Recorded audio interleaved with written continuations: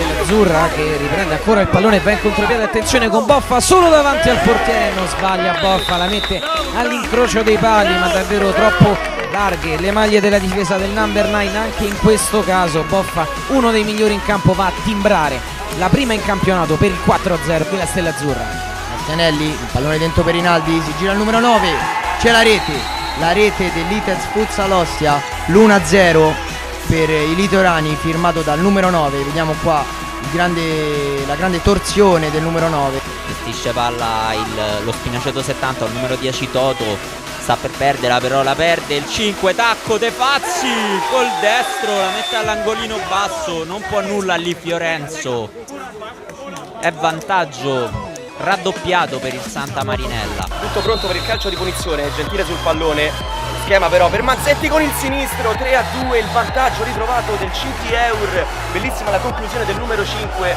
che fulmina l'estremo difensore, lasciato troppo solo però dalla difesa dell'Ardenza Ciampino, non ci pensa due volte Mazzetti.